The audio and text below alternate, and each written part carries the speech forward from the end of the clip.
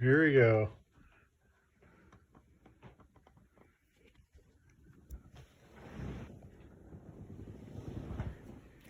What if I told you there was an easy way to take money away from drug cartels, help people with medical conditions, and boost the economy? Marijuana legalization is a great way to do all of these things.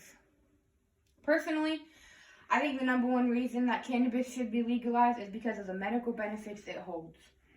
Charlotte C.G. is a little girl who had her first seizure at only 3 months old. Charlotte is a twin, but sadly was the only one who had the seizures. Her first seizure lasted for 30 minutes. Charlotte's mother, Paige Fiji, who was against medical marijuana at the time, rushed her baby to the hospital. Paige stated, "They weren't calling it epilepsy. We just thought it was one random seizure. They did $1 million workup, the MRI, EEG, spinal tap. They did the whole workup and found nothing, and they sent us home." A week later, Charlotte had another seizure, and over the next few months had seizures that would last 2 to 4 hours. Because of this, she was hospitalized many times. Doctors did not know all this was happening because all her scans and her tests were normal. They thought it was something that young Charlotte would grow out of. According to CNN, Charlotte was still developing normally, talking, and walking the same as her twin. But then the seizures started getting worse. The medications were also taking a toll. She was on 7 different drugs. Some of them were heavy-duty addictive ones like barbiturates and benzodiazepines. They worked for a while, but the seizures always came back with a vengeance. Over a year after her first seizure, she was finally diagnosed with Dravet syndrome.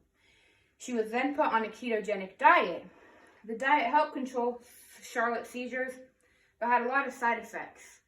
She suffered from bone loss, her immune system plummeted, and new behavior problems started popping up. And then 2 years after, the seizures came back. Charlotte was having 300 grand mal seizures a week. Her heart would stop and her mom would have to do CPR before she called the ambulance. When she was 5, she could not walk or talk. Dr. Alan Shackelford said everything had been tried except cannabis. Charlotte's mother, Paige, knew that the hospital could not do anything else, so she thought she would try marijuana. Now, Charlotte didn't actually smoke it. She used CBD oil, which is a chemical made from cannabis put into an oil. Josh Stanley, a medical marijuana advocate, mentions the biggest misconception about treating a child like little Charlotte is most people think that we're getting her high. Most people think she's getting stoned. In reality, Charlotte gets a couple of drops of oil in her food, which has a low THC level but high CBD. Charlotte is now 6 and in less than a year has been able to walk, eat, and even ride her bike by herself. Charlotte is just one example of how medical marijuana can change someone's life for the better. Legalizing marijuana is also a great idea to take away money from drug cartels.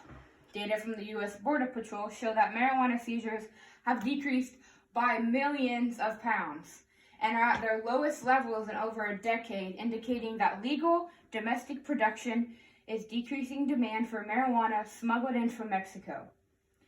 This means that since the time marijuana was legalized in certain states, less marijuana is being smuggled in. Now, not only does this mean that drug cartels are losing money, but that there is less illegal drug activity at the border. Now, let me ask you this. Do you know someone who lost their job recently? Maybe due to the fact that companies are shutting down or due to COVID.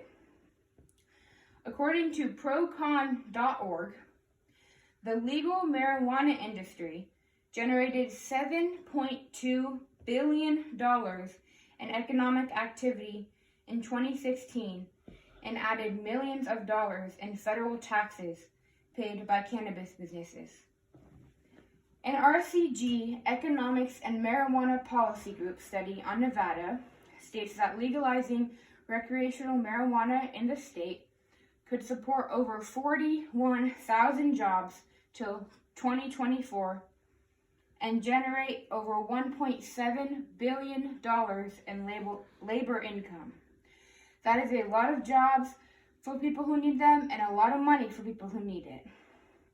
A report from the Colorado State University Pueblo's Institute of Cannabis Research recently found that the legal cannabis industry has contributed more than $80.8 million to the local economy in 2017, primarily through taxes and other fees. These millions of dollars can then be used to help schools and businesses in the area that may be struggling.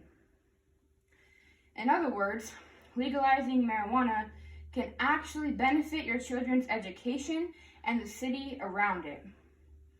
According to Investopedia.com, legalization opens a new range of the stock market and stocks that can be sold and traded to help stock investors. Legalizing marijuana across the United States will not only boost the economy and defund drug cartels, but it will also help people and families who are in pain, like Charlotte and her family used to be. Thank you for listening.